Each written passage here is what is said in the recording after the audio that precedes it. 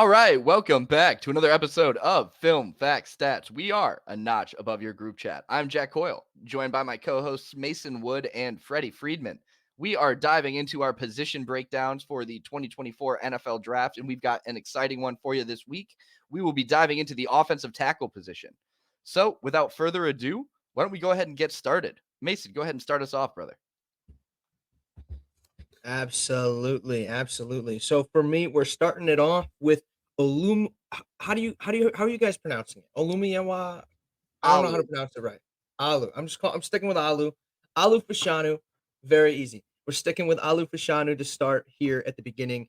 Olu started his career at Penn State, and he's been there pretty much the entire time. He's one of those guys that's been highly graded, highly rated by a lot of different people within really just around the NFL. Now, for me, right, when you take a look at the stats, he basically got to start for all of 2023. He had 722 snaps, 340 being run blocking and 382 being pass blocking. His In 2022, he played 8 games. In 2021, he played 4 games. So he increased the number of games he was playing each season, as well as the number of snaps. He was pretty evenly split between the run blocking and the pass blocking snaps, and he did not allow any sacks for his entire career. The hurries number went up his final season. However, he didn't allow any hits, so that is a good news. It was also his highest graded year this past season. For me, the he has the pass blocking grade of 88.4 and a run blocking grade of 70.5. Those two grades, I think, describe him very well. I think he's a very, very good pass blocker, but he struggles a lot in the run game. We'll start with the pros slash the good.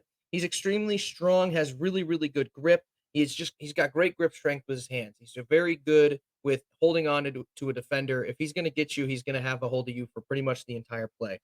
He's not going to get bull rushed or tossed around a lot. He's very firm on his feet, knows exactly what he wants to do.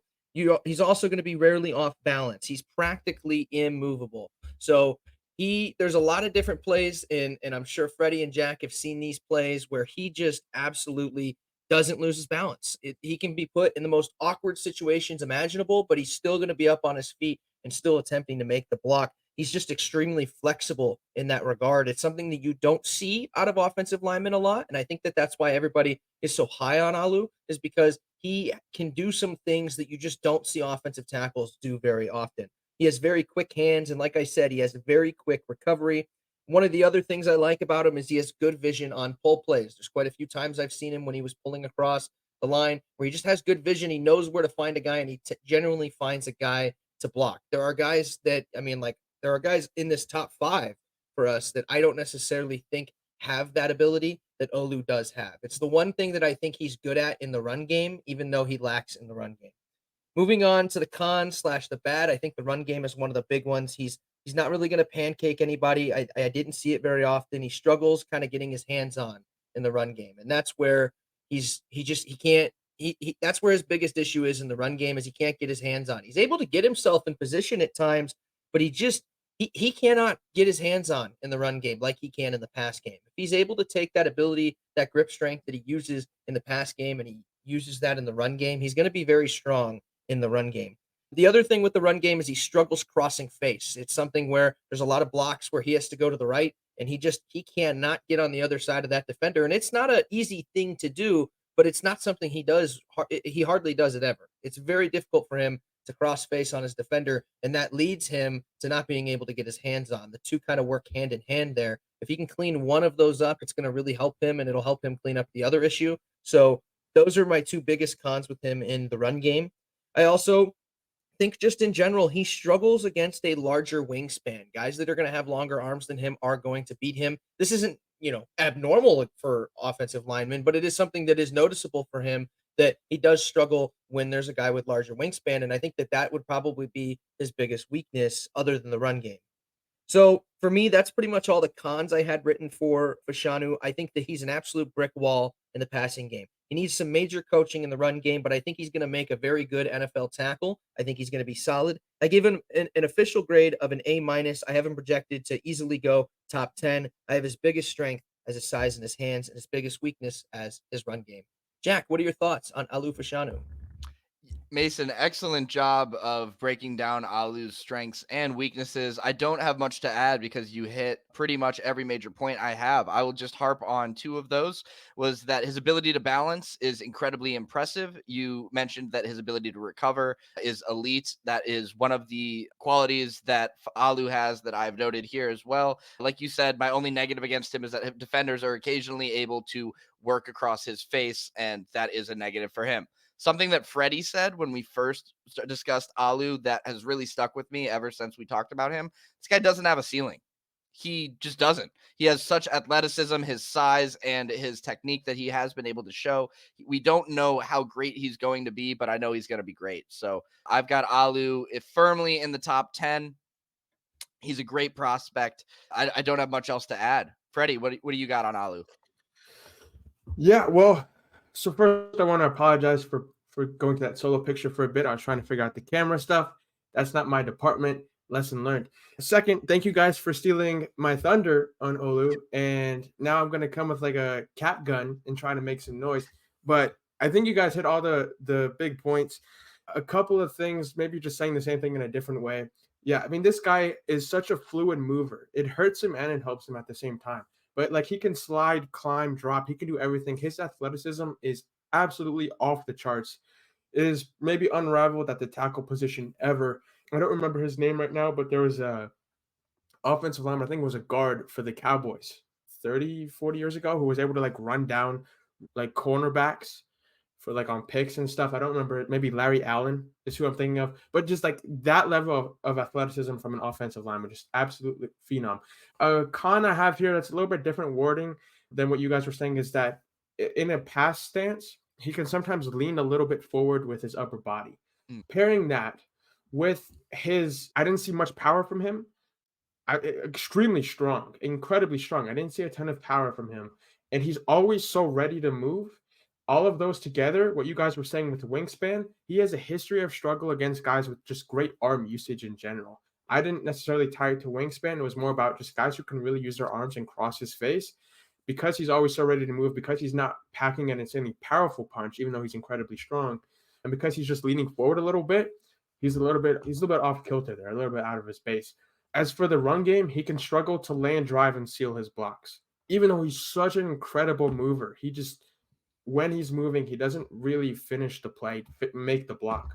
And that's very concerning. Now, a lot of teams don't pull their tackle, right? So when you see that, you're like, okay, so he's not Trent Williams. He could be with when you coach him, but right now he's not. Right now he's just a highly competent pass blocker who can generally block in basic run schemes. Not going to do a phenomenal job. You need to coach it into him, but he has the upside of Trent Williams. So I think we're all on the same page when it comes to Olu. That's all I got. Great. Freddie, why don't you go ahead and transition us right into Fuaga? Oh, man. All right. So if you guys think I was going crazy on Olu, Fuaga is my boy. Okay. Fuaga, I'm going to keep it nice and simple. He moves well.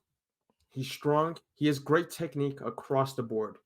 He has great balance between athleticism and technique. If you want to talk about Olu as like an ultimate athlete, needs to nail down his technique more, that's Olu. We're going to talk about one of these other guys who's so technical, but he's just not the most athletic guy. And he's never going to be the most athletic guy. We'll get to that. Fuaga is a great balance. So he moves well. He's strong. He's a great balance between the two. He's, very good technique. The big thing here that we're all going to talk about is that he'll leave a couple plays on the field every game. Now, from my perspective, and maybe you guys will have seen a different cause for this, but Oregon State, where he went to college, ran so many run blocking schemes, so many pass blocking schemes, moving guys all over the place. This guy was running, doing tunnel screen stuff, just going all over the place consistently. He was never really allowed to settle into a groove of plays, more so than you would see from other colleges or even on the pro level. So to me, I think Fuaga is going to benefit a lot from settling into a more standard system where you're still asked to do a bunch of different things, but not all the time. I think that's going to help him a lot. And I think with a little bit of coaching, he can clean up those couple of plays per game and be an absolute phenom in the NFL.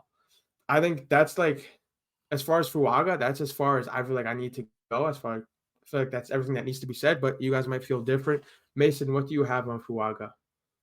I think you hit a lot of the good points that I have on Fuaga. He has a really good get off, very powerful upper body, and he's very solid moving up to the second level. I think that you said it is he has really good speed, really good athleticism.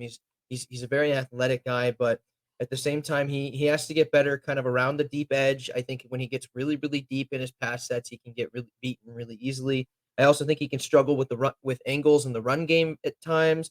And he struggles against speed rushers, and I think that's going to be his biggest weakness when we see him in the NFL is that not being able to go against speed rushers. It has hurt him a lot in some of the plays that I've seen.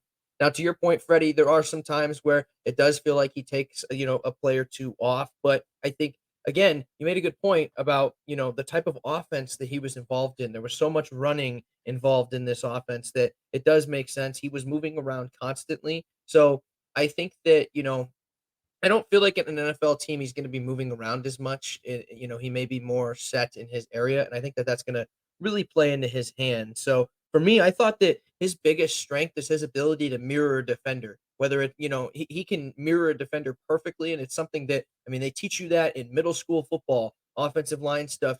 Being able to mirror a defender, it's something he does excellently. I think he's probably one of the best at mirroring defenders in this class. So I like Fuaga a lot. I think that he has some really good grades, and I think if you're looking for a guy who's pretty solid in the running game, I think he's going to be a guy that, with a little bit of work, is definitely going to be there. So his biggest weakness, like I said, is going to be speed rushers and then getting hands on at the second level. But I think he's an A-minus player and definitely going to get picked in the top 15. Jack, what are your thoughts on Talise Fuaga? Yeah, I mean, you both did an excellent job of breaking down Fuaga here. There are a couple points I just wanted to drill home. For me, my favorite thing about Fuaga is that I see him as a hunter. When the balls snap, he's looking for someone to hit. And that actually, I think, kind of one of the negatives that we discussed is that when he is moving to the second level, occasionally, I want to really be clear about that because sometimes he does a really good job of moving to the second level, but occasionally he just misses his angle because he's so aggressive and he's able to kind of miss that block. However, a lot of the time he does a really good job of sticking to his assignments. I'm a big fan of his run blocking. And again, I'm just really high on Fuaga. I'd say he's one of the best kept secrets of the draft. I wouldn't be surprised at all if he ends up having the best career out of every tackle in this draft. He's arguably the most explosive. Like I said, he's really kind of that heat-seeking missile. When he grabs you, he's going to bury you. But really high on Fuaga. Like I said, one of my biggest strengths of his is his aggressiveness, but that can be a little bit of a double-edged sword when he's moving to the second level.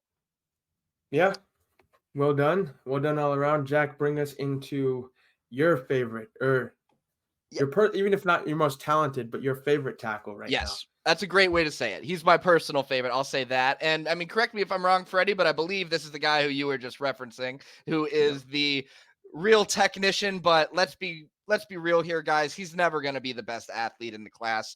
Joe Alt, 6'8". He's listed at 315. Incredibly consistent.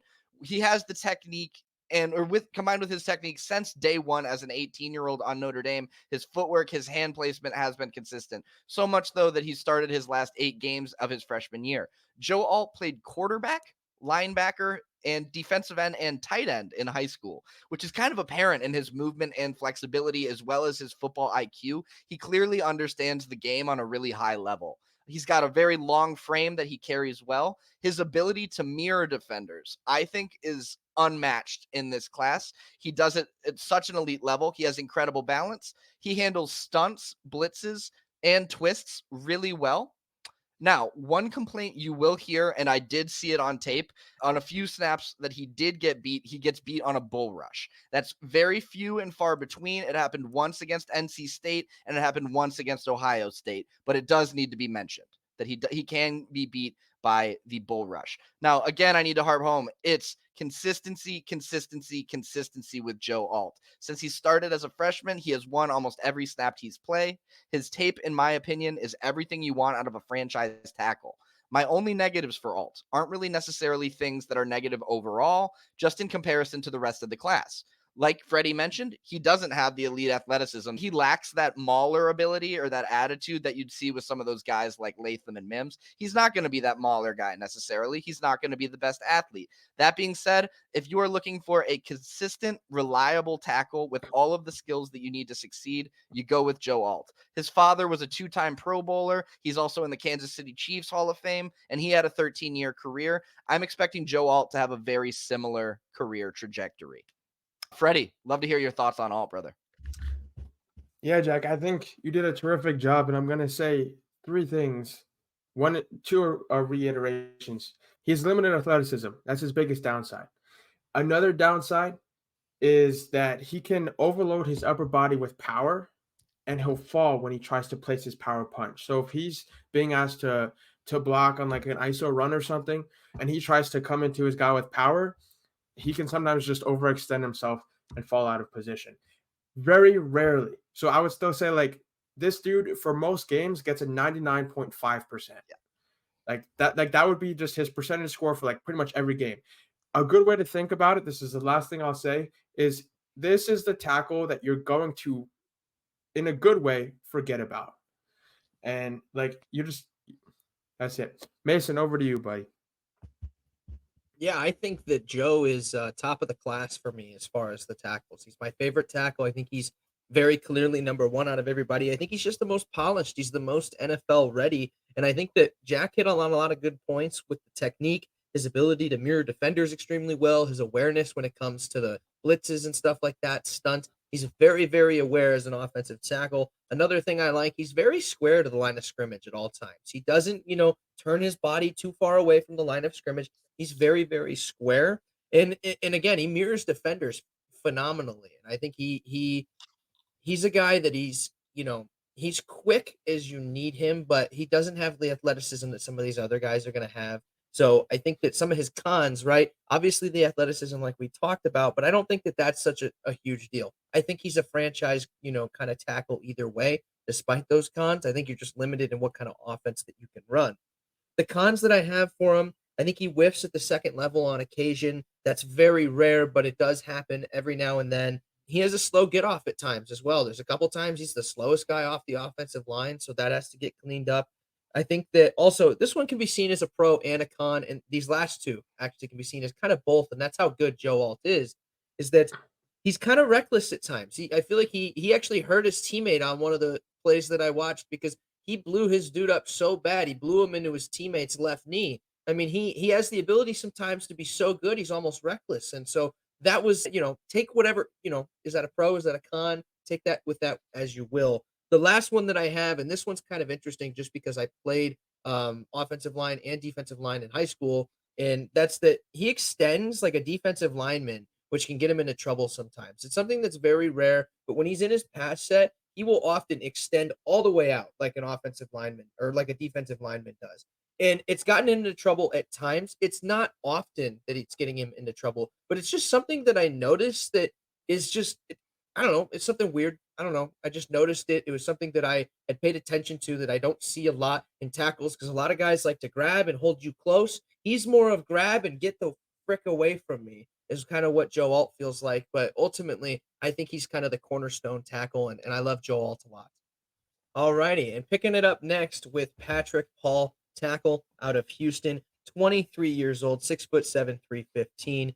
I think that Patrick Paul is, when I initially kind of started watching film on him and everything, I was actually a big fan, but I did kind of find some cons that I think are going to be, he's going to struggle. The thing is he's going to be one of those guys, I think outside of the three guys that we just talked about being Alt, Alu, and Fuaga, these guys are all going to need some decent amount of coaching to be solid in the NFL, but they do all have high ceilings. So that's kind of the most important part, in my opinion. Freddie and Jack may disagree on that, but that's how I feel with the guys we're talking about next.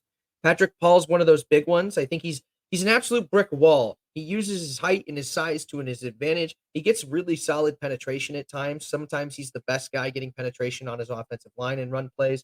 So I think that he's good there, and I think he also has great balance around the edge as well. He's very good at kind of containing his balance. Not as good at some of these other guys, but it is one of the things that I do like about him. One of the cons that I have about him is that he has very wide hands. He's going to get a lot of holding calls in the NFL. I mean, he grabs in pass plays, run plays. He's grabbing you out here constantly. And I think he's going to get a lot of holding calls in the NFL. So that's going to be something that I think teams are going to have to look out for, especially with holding being such a heavy deal these days in the NFL. He often also stops his feet. There's a couple times he just flat out just stops moving his feet. And he gets lucky that it doesn't always hurt him, but there's some times it does really hurt him. And he can get blown on his ass quite a few times because he just stops his feet. He just has to keep his feet moving.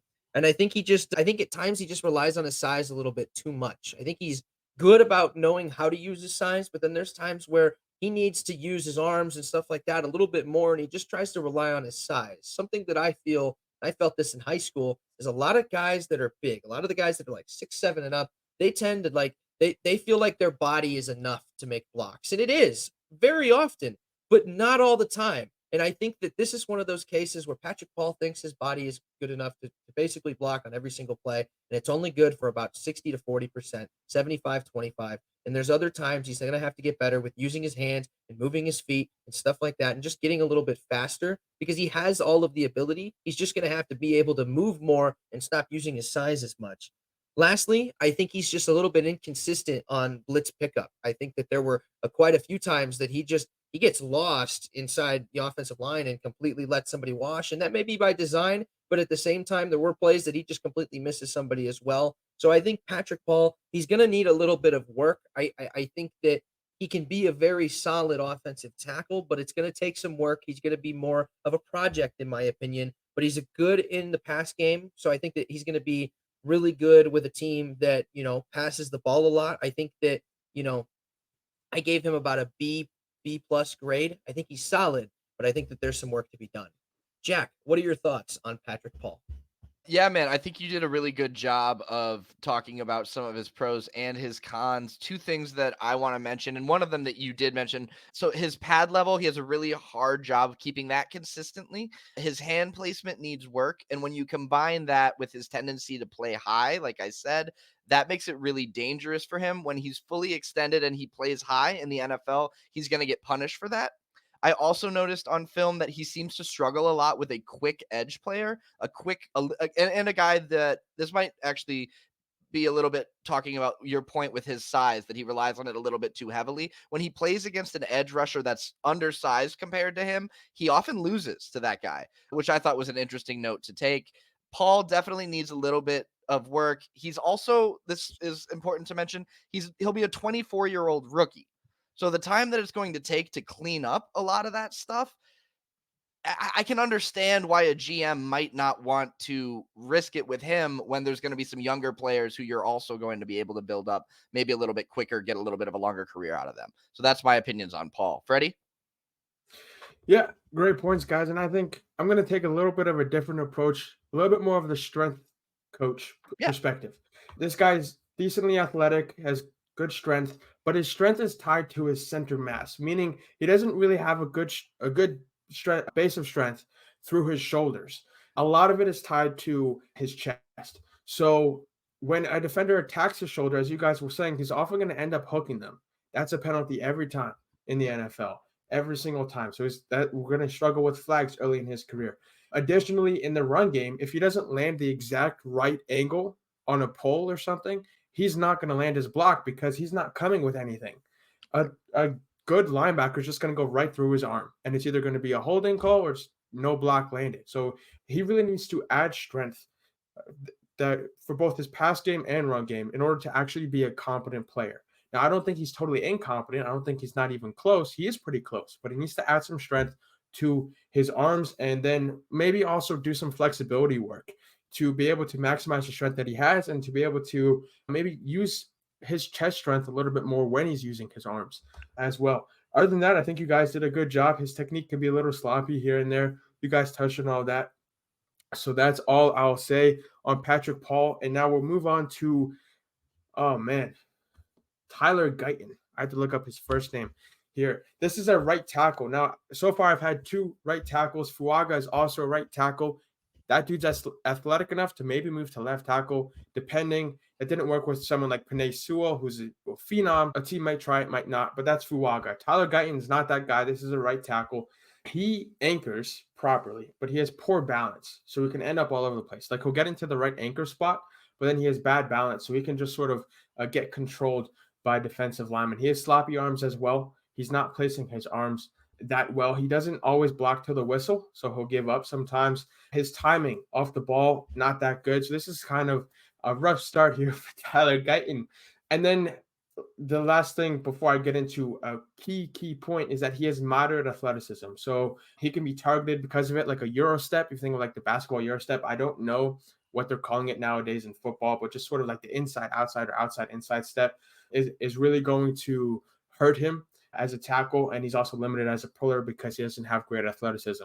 Now, after crapping all over Tyler Guyton, I'm going to say this. He really, really cleaned up as the year went on. And this was, excuse me, correct me if I'm wrong, but from my research a few weeks ago, this was his first year as a starter. So this is a guy with, definitely got better as the year went on, had a lot to clean up, really did a good job with it. And you're kind of not sure where he's going to end up because you don't have a ton of tape on him as a starter. And you don't have a ton of great tape on him either because he got better as the year went on, but a lot of his tape is from half of his tape is from the first half of the year. So very, very solid upside, but a little bit limited by his athleticism, and you kind of don't know what you have just yet. Mason, over to you. Thank you, Freddie. Tyler Guyton's one of the guys that I haven't really been able to do a ton of research on, but one of the things that I do know about him is he's just sloppy. He's kind of sloppy.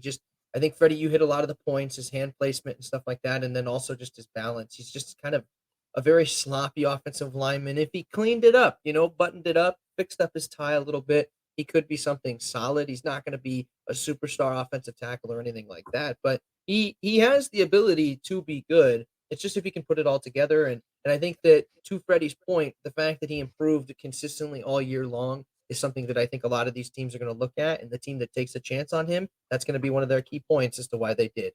Jack, what are your thoughts on Tyler Guyton? Yeah, well, you both did a really good job. Freddie, actually, every single negative that you have, I have listed here as well. So as you were going by, I was like, check. Yeah, exactly, man. One thing I did want to mention, you both harped on how he has improved throughout the season. He had an excellent game in the Senior Bowl, actually, which I think is causing his draft stock to rise a little bit. So a lot of people watched that game and really liked it. Now, something that Freddie mentioned and something that I also really want to harp on is that there's just not enough tape on this guy.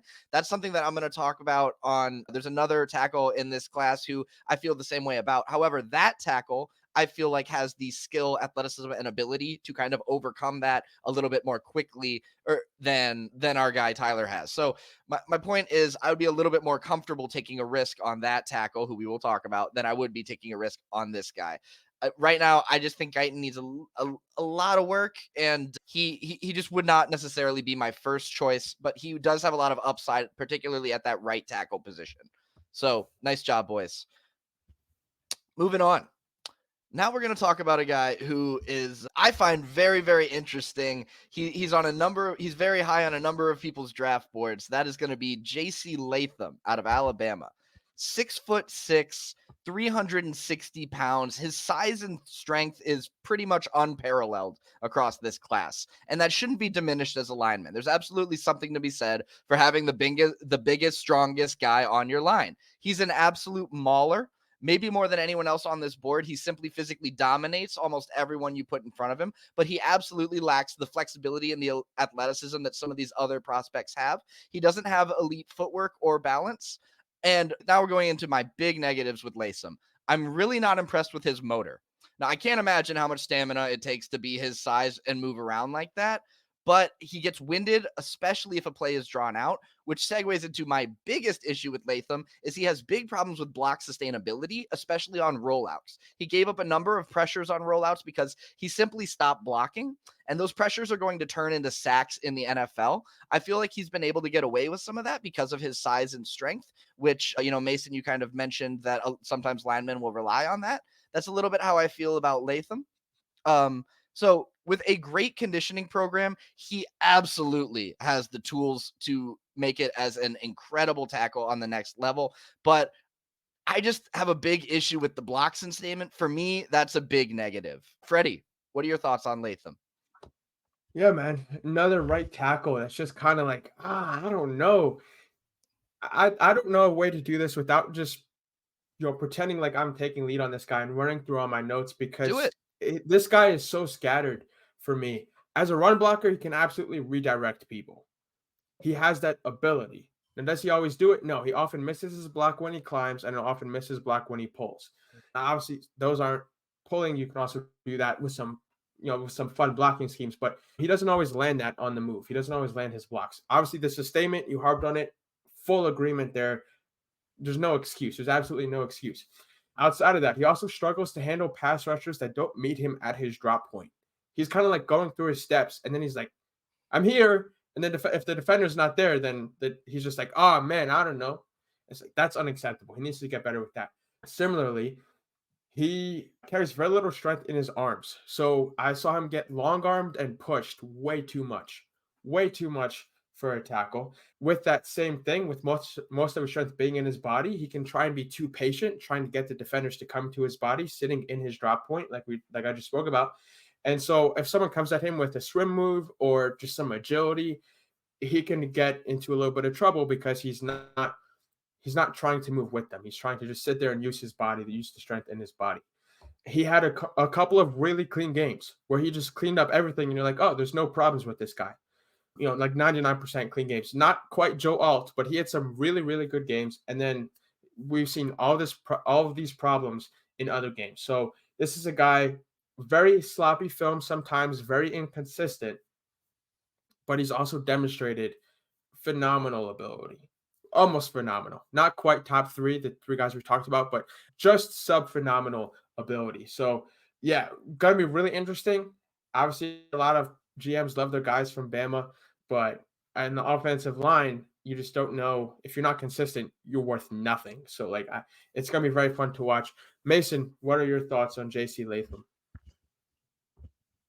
Yeah, I think you guys hit a lot of really good points that that I have with JC Latham. I think that his worst statistical season was his senior year, and he's just, as you pointed out, Freddie, just extremely inconsistent. And we talked about guys that use their size way too much. And here's the thing. I'm allowed to say this about guys using their size too much because I was a 5'7.5", 5'7.75" defensive tackle. So I'm allowed to say as much as I want because I've gone against these guys who they're 6'5", 6'6", 6'7", and they just, as you pointed out, Freddie, they wait for you to come into their body because they know how big they are. And I think I call it basically big man syndrome. And there's some there's some guys out there that can be 6'7", 6'8", and can absolutely destroy people and not allow the fact that they're really big to kind of almost hamper their abilities. And I think that that's where Latham kind of struggles is he just relies on his size too much. And I don't love guys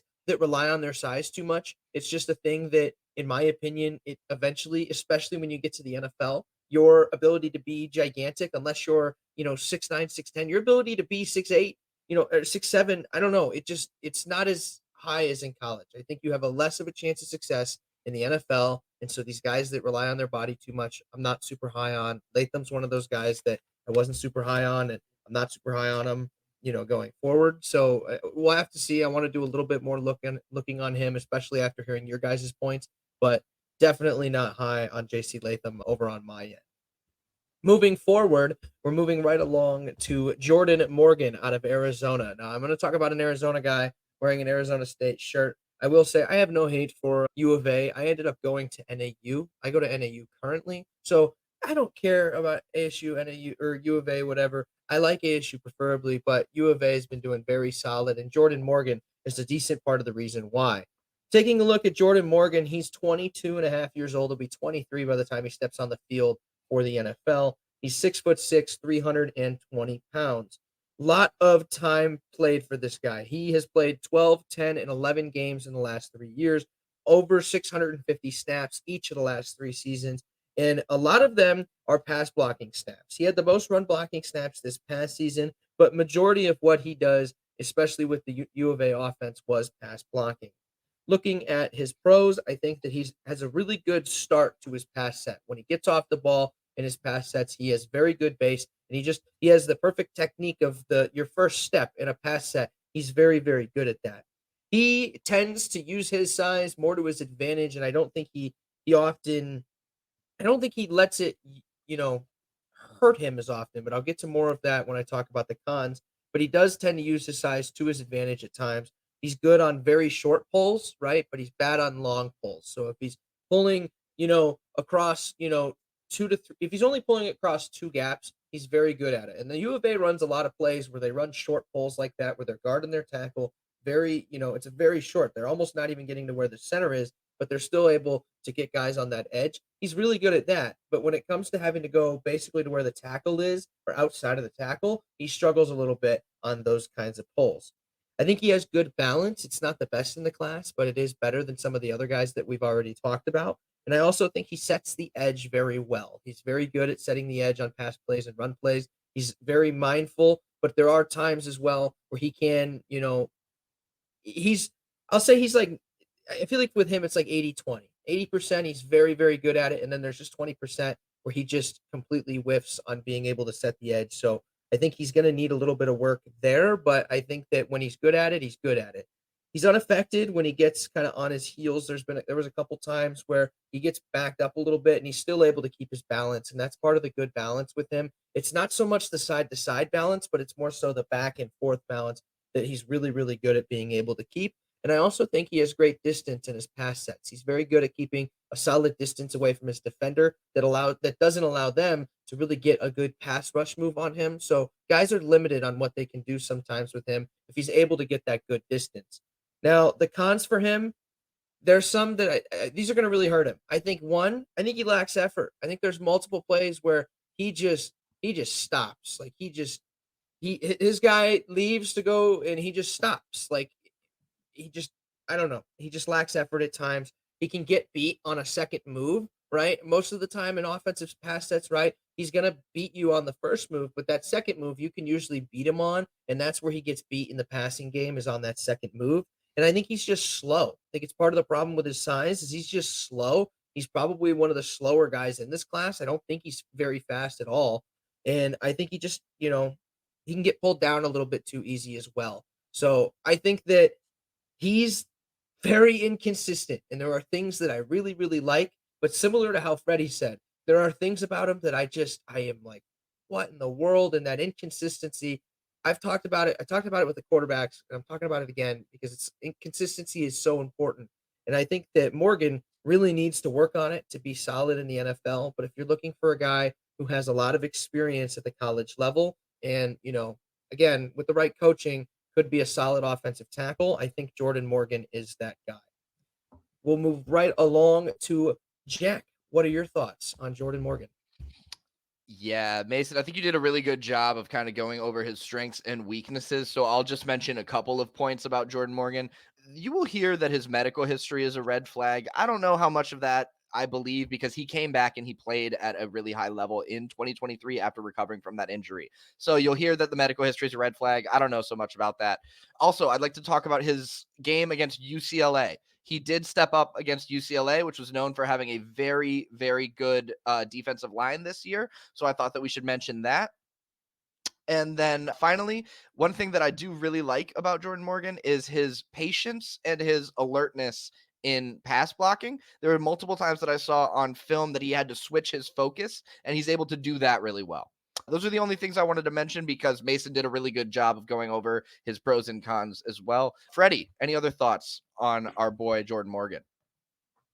A bunch. It seems like we all saw some different things on film. So I'll jump in. First off, Jordan Morgan is a solid athlete. Is he great? No. But is he a bad athlete? No. There'll be guys who will specifically say not an athlete. This guy's a solid athlete. Let's get into his negatives from what I saw. So one, he can be too slow reacting to speed. Mason did mention that he's a bit slow. That's a problem. Further, he doesn't maintain edge integrity well. Mason said 80-20. I would think that it's not quite that much in his favor. His drops can be just too shallow. And then he doesn't really shoulder his way into the blocks. He doesn't have the ability to shoulder his way into the blocks. So if I'm dropping shallow and someone's on my edge already, if I'm strong enough, I can stick, let's say I'm the left tackle, which Jordan Morgan is. I can stick my left arm out and buy myself some time to get my feet in place. Some guys can do that. This guy can't do that. Additionally, he tries to compensate for being a little bit too slow, not maintaining a great edge. So sometimes he'll just drop without an anchor, and he'll try and get into the block without being properly anchored, and he'll get manhandled. So either a bull rush or just a Euro push or just a spin move. He's just trying to get outside, and he just completely abandons the fact that he's supposed to be dropping with an anchor so that he can actually use his legs, use his full strength. Additionally, on a similar note, he has a tendency to overreach with his arms, trying to get there, and he won't bring his base into his block. So even if he has one, even if he's established a base on that set, sometimes he'll just sort of leave that out of his block, trying to compensate for not being in the right place. Due to that, defenders have shown the ability to sort of slide off his blocks with ease. He's kind of just all over the place, just not where he needs to be, not hitting them with strength, not using his anchor, all of that stuff. He's inconsistent at reading the field. Sometimes, yes, he can, transition blocks well, but sometimes if something's developing in front of him, he's just not going to see it. That said, a lot of this stuff was cleaned up in a slide blocking concept. So I think if you want him in a slide heavy scheme, let's say like the Titans wanted another tackle on their roster and you want to use him in a slide concept, you're going to run the ball a lot. This guy, a lot of his weaknesses become mitigated because he's not going into straight pass drops all that often. And he can do a decent job there. Mason talked about what he does on the move. That was good. We agree there. At least we could both be wrong. We could both be right. We're probably both right because we're awesome. Last note, or maybe two more notes. When people try to disengage to one of his sides, he might just try to lean into their chest. And so he'll just abandon his base. He's not in a viable blocking stance anymore, and he can get absolutely wrecked. Last thing, it's possible that a team might want to move him inside, especially within a slide concept. This was something that came to me because he doesn't have ability in his shoulders, and he doesn't do well in drops. If you're going to make his drop less in a straight drop as a guard, or you're going to allow him to just angle his body in a more narrow space as a guard, I think that could also clean things up. So it's going to be interesting to see what teams do with him. Clearly, just two different perspectives here. With as harsh as I was on him, because he is viable in the slide concept, I would still have him as personally as like a day two guy, but that might just be me. Moving on to, this is an interesting one. Kieran Amagedeji, and I probably said his name wrong. Kid from Yale, left tackle. Not a ton of film available to guys like us out there on this kid. Not a ton of notes on him either. Showed a fairly complete but a little bit inconsistent tool set. So like when I say tool set, just ability to do everything across the board. He can do it all, but he's just a little bit inconsistent.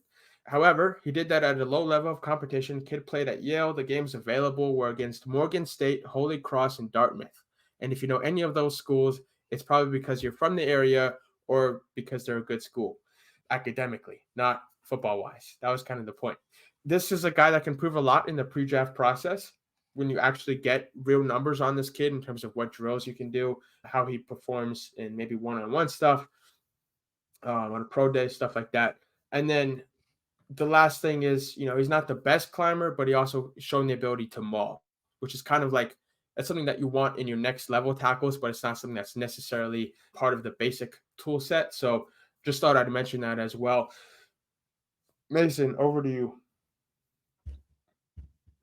Yeah, Freddie, I think you made a lot of, good points. And I think that the thing that is going to concern everybody is that we saw some of his best play in his, in this 2023 season, but he only played 4 games in that season. The past 2 seasons, he was, a lot more inconsistent and we didn't see as much of it. So there's just not as much film on him. So I think that, Kieran's going to be one of the biggest rolls of the dice in this draft as far as offensive tackles go. I think he's definitely going to be, you're taking a risk on him, but there is some stuff there that I think you can, really find. If you look at PFF, right, he's got an 87.8 zone grade, very good at run block grade at 87.9, and then a pass block grade of 79.9. So he's got really good grades. He's just going to need to really display it for people because a lot of people just haven't seen him, actually put it out there, and not recently either. So, Jack, what are your thoughts on Kieran as well?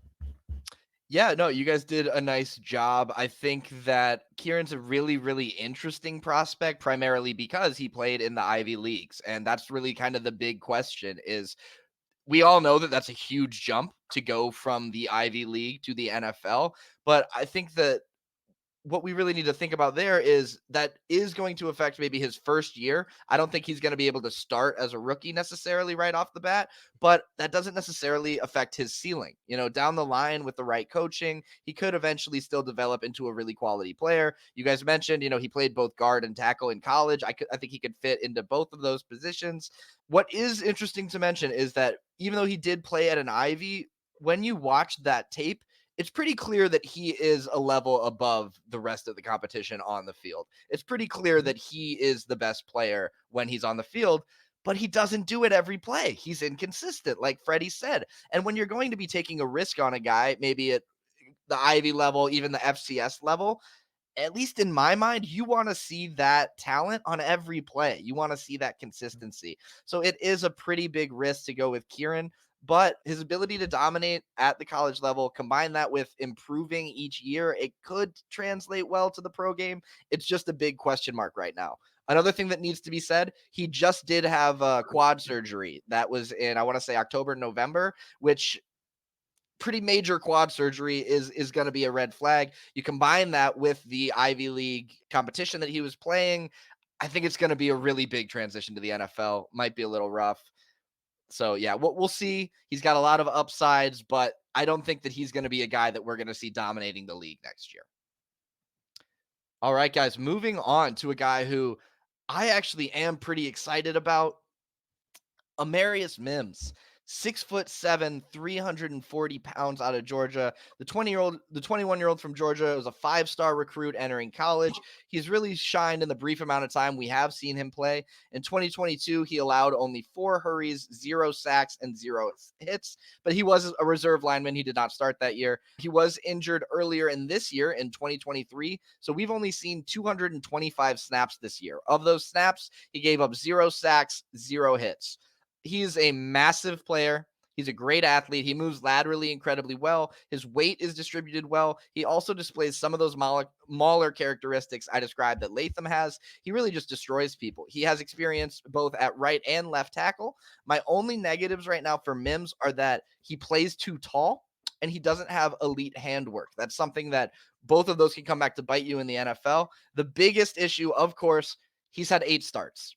Now, in those 8 starts that we've seen, he has played at an elite level, but is that enough to look at to make the decision to go with Mims? Also worth noting, of those 8 career starts, he wasn't fully healthy. He's been recovering from injuries as well. So what we have seen from Mims is great.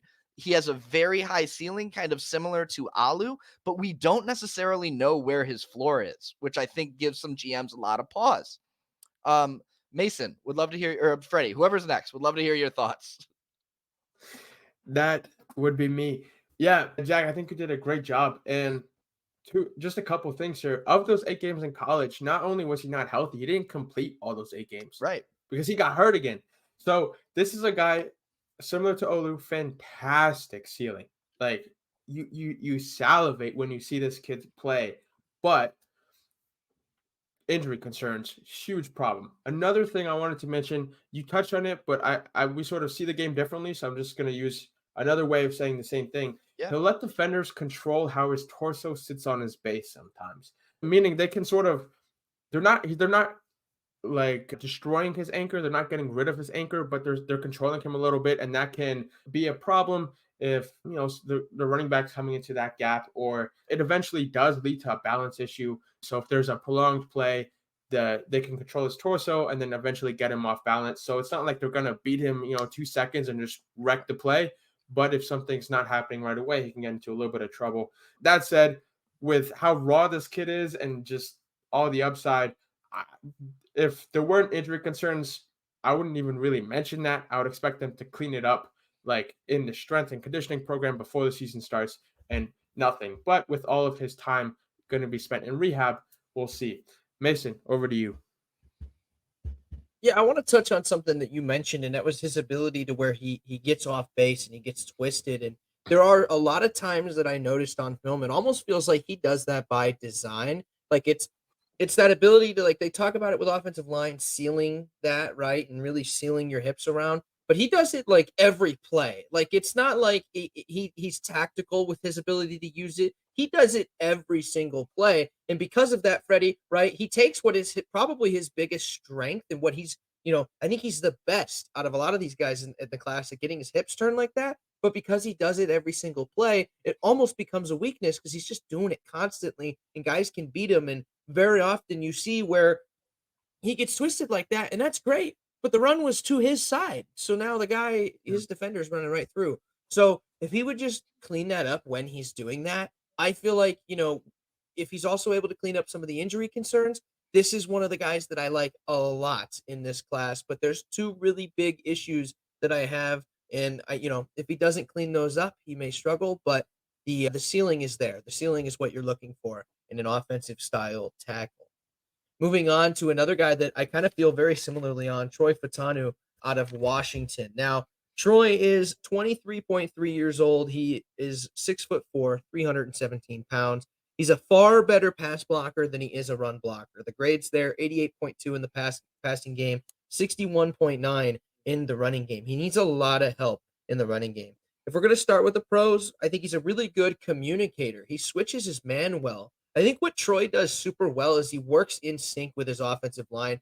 Obviously, you can't see it on film, you can't hear it, but it feels like there are just the way him and his offensive line work together and the way defensive lines will move. They seem to really understand when it comes to blitz pickups and stuff like that. He's really good about working with the guy alongside him. I think that he is always trying to find someone to hit. I think he's the exact opposite, right, of guys that I've already talked about, where he's always looking for somebody to hit. This man wants to kill you no matter what. He wants to find someone to hit. And it's one of my favorite things about him. He always keeps his defenders square on pass plays, something that I really liked as well. And I think that something that he does well, but it also could hurt him in the NFL, is he catches a lot of defenders on passing plays. He's going to allow you to basically run into you, and he's going to almost catch you. Like he's like playing catcher in baseball. He's catching guys a lot. If he would just catch a little bit less and would maybe try to extend a little bit out more, he'd be a little bit better off. I think he has great vision, and that goes back to some of the blitz stuff. I think he's really good at picking that stuff up. But I think he, again, he's really good at working with his offensive line. I don't think he's a guy that, if you put him on an NFL offensive line, he is not going to be the number one offensive lineman, but he's going to be one of those pieces that he complements everybody around him very, very well. That's what I love best about Troy. I think he's going to complement his teammates extremely well, and his teammates are going to love playing alongside him. His cons, I think he struggles to hit the correct shoulder at times. There's a few times that he hits the wrong shoulder and it really hurts him, and the defender is able to make the play. Despite the fact that he was able to, get good leverage, he just didn't get on the right side, and it would hurt him at times. And that's mostly in the run game, I would say. And that's his biggest weakness in the run game. And he doesn't get any penetration on run plays either. It was very rare that he's able to get penetration. He is one of those guys that he's basically stuck at the offensive line. And he can't hold on run plays. Sorry, I couldn't read what my notes said. He struggles to hold on run plays. There's quite a few times where he'll, especially on stretch plays, right? He lets go of his defender, and that defender unfortunately for him, was usually fairly, athletic. So if he has an athletic guy with him, he lets go too early. That guy's going to make a big play. He needs to clean that up. If he would just hold on, and he'd probably get a lot more pancakes first off, but he would also not have his guy making as many tackles as well. I'm not saying he should have holding calls. I'm just saying he needs to hold and have a little bit better grip strength, especially in the running game. Those are pretty much all of my notes on him. Jack, what are your thoughts on Troy Fatanu? Yeah, great job, Mace. You hit a lot of the notes I was going to make as well. I'll just say that one of the things that I really like about him is he uses positioning and leverage really well. He routinely fills the gaps before a defender can take advantage of it, which I really like to see. And my biggest thing, which you mentioned, not only is he always looking to hit somebody, he wants to go out and make contact. I saw this against USC a couple times. He'll dominate someone, he'll pancake someone, and then he'll go make another block. So not only does he destroy his man, he's going above and beyond, which is what I really liked about Fontenot. Something to mention, he's a smidge short to play tackle in the NFL, I think. He is listed at 6'4". I also saw him listed previously at 6'3". So I'm not exactly positive where he's at. He's probably somewhere in between those two, but I think maybe he's a smidge short to play tackle at the NFL level. But there is a lot of upside to Fontenot as a lineman in general. Something just really interesting to comment on here is that of the 600 pass plays that he had this year, 0 sacks were let up. He's got really quick feet. He moves with purpose. And just kind of a note on this draft in general. It's a really interesting draft because there's so many quality wide receiver prospects. There's a lot of quarterback prospects, and there's a lot of these really talented tackle prospects that some of these guys who are really good players might not necessarily be elite. They're dropping a little bit. So if you're one of those teams that doesn't need a quarterback or a wide receiver, you're going to be able to get some of these talented linemen much later than you would in any other draft. So something to kind of keep an eye on here. Freddie, what are your thoughts on Fontenot?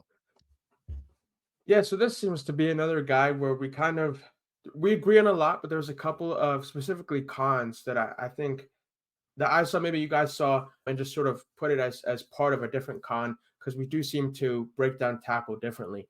The big thing for me with Fontenot was he can struggle against lateral movement and generally just in the lateral plane of movement.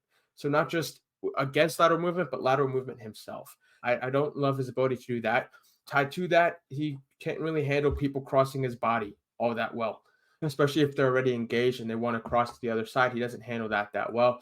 He doesn't possess great power that you did talk about, where he lets people come into his chest, or like he'll get overpowered once in a while. He'll miss some blocks on the move. Okay, it's not, when I say like he'll miss some blocks, it's not like he's missing every block. He'll miss some blocks on the move. He's not sound there, and this is a big one. He can drop his shoulders way too low when he's engaged in a block, and he'll end up overextending his base. So he'll kind of just like sit down too low and kind of lean over and try and block, and that's not going to work against anybody at tackle or at guard. And I think we have to mention this. This is a guy, Fontenot. There's a lot of talk about moving him to guard. Personally, I don't think he has the anchor for a guard either. So either way, he needs to clean up his anchor. Now, because of size, as Jack, you were saying, he might need to move to guard practically, but he needs to clean up his anchor before he could step in and actually play, do a competent job at guard. And then again, with him getting overpowered once in a while at tackle, the dudes get bigger inside. So that's going to be something to worry about as well. So with this guy, there's a lot to like at both tackle and guard, but there's a significant concerns that are valid and are going to hurt his draft stock. Moving on to our last tackle of the night, and there are more tackles that are talented. Our last tackle of the night, an audible mention real quick, Graham Barton. Some people talk about him as a tackle. We're going to be putting him within our interior offensive lineman. You'll find out why in that segment. But our last tackle of the night, Kingsley Suamataia from BYU, left tackle. Not the biggest fan of this kid. He deploys his hands really late, and so we'll end up losing a lot of hand fights and arm fights because other guys are already in position with their hands and arms. They're already moving, they're already in position. And so when he deploys, the guys already in his chest already have control of like that real estate, of however you want to think about it. They already have control of the middle ground in that fight.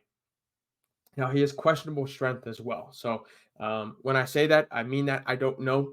It's questionable. He can prove it in the pre-draft process, but on tape, it didn't look to be all that good. He's very unathletic.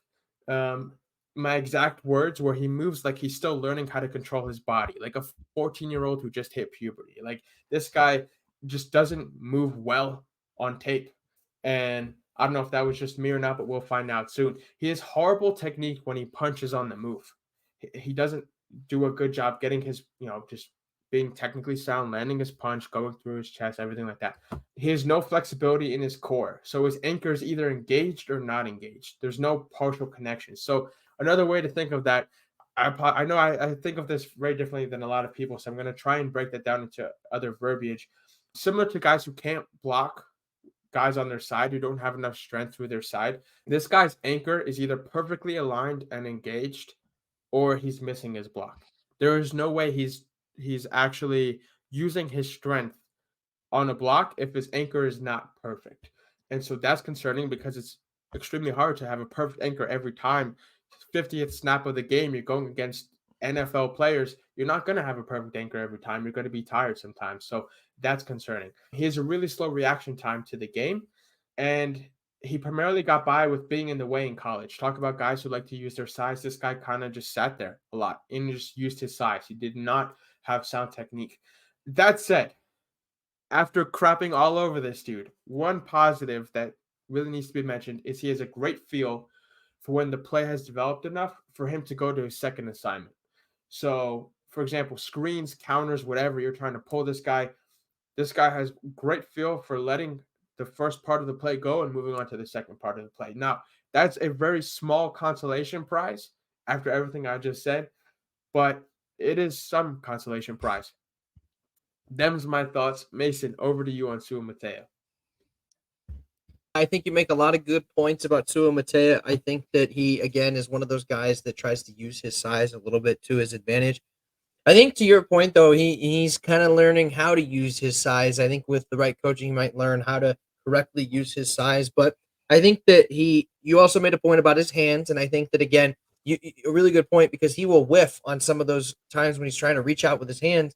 And it puts him into bad situations really often where he just has to learn to be a little bit smarter because he's not the best with his hands. It's something that he's going to really need to work on. I really hate his ability with his hands. It's one of the things it's probably it is my biggest weakness on him. So, I think he's going to need a lot of work with that. And again, like some of these guys, just very inconsistent with a little bit of, help. I think he's going to, he just needs to be more consistent. I don't really know what else, to say about it other than that. I think one interesting note I'd like to make about him, he started all of 2023 at left tackle, all of 2022 at right tackle. He's graded actually far better at right tackle. He's got a 75 grade at right tackle versus a 66 grade at left tackle. So he is one of those guys that, we'll say this, he's versatile. He can play right or left tackle, which is something that we haven't had with a lot of these guys we've already talked about. But at the same time, he's probably going to be better as a right tackle despite playing left tackle last year. That may cause a lot of growing pains in his first year or so. But I think that the ability's there. He could get there. But again, there's some things that are really missing with him that they may not be fixable. And I'm not really sure. Jack, what are your thoughts on Sua Matea? Yeah, man, I hate to pile on here, but I actually have a couple of other negatives to add. Yeah, I mean, look, you mentioned it, Mason, but his game is really only viewed positively if you look at it in bursts. He occasionally has a burst of explosiveness. He has a couple plays where you watch it and you go, man, that was really great. And then the next play, it's completely off. So again, is that a pro or a con? I don't know. He does have bursts of excellence. He just doesn't seem to be able to kind of harness that very well. And then another negative that you mentioned, kind of his hands, kid holds more than anyone else. I think in this class, he had the most holding penalties and you can see it on tape. That's kind of his first reaction when he gets beat is to hold. And it's just not going to work in the NFL. Honestly, of all of the players that we've talked about today and a lot of excellent players, I would be surprised if a couple of those guys didn't end up being Pro Bowlers down the line. He is definitely the one that I'm most concerned about. I think that he has the most work to be done. And so he's probably the lowest for me on the board. But there, like I said, there are some bursts. You do get to see some greatness, but he just really needs to clean up the consistency there. All right, gentlemen, I think that is the last tackle that we wanted to mention today. Do you gentlemen have any other final thoughts before we wrap this up? Yeah, I mean, just jumping on. I think it's between Sua Matea and Amagedeji for who is on the bottom of my tackle board. Of the guys we mentioned, obviously there are guys below that are going to be, what they are. But of the guys we mentioned, those are the two that I'm the most questionable on. For sure. And I think how Amagaji recovers from that quad surgery is going to be a huge question mark. So, depending on how he recovers from that, man, could be even worse. One more thought. Yeah. Amarius Mims, right tackle. We already spoke about him, but I just want to mention I could see a team that also needs a guard favoring him because he's so athletic that they might just be like, we don't know what he's going to be yet, and he might not even play his first year, but hey, we need help everywhere. So Amarius Mims is another guy who could move inside just because he's that freaking athletic. But That's a really good point, Freddie. And he's one of those guys that's just so damn talented. You want him on your squad no matter what, whether you're going to put him at left tackle, guard, no matter what. He's going to adapt. He's a kid that has, like I said, he's had a 5-star rating since he was 16, 17 years old. Yeah. He's proved it every step of the way. Yeah. All right, everybody. That should do it for another rendition of our 2024 draft prospect position breakdown. Thank you again for joining us. You can listen to us on all major podcasting platforms, Spotify, Apple Podcasts, and you can watch us on YouTube. Please give us a follow on all major social media sites, Twitter or X, Instagram, and TikTok. And make sure you tune in next time. We are going to be breaking down the interior offensive line position. Thanks again for watching. We'll see you next week.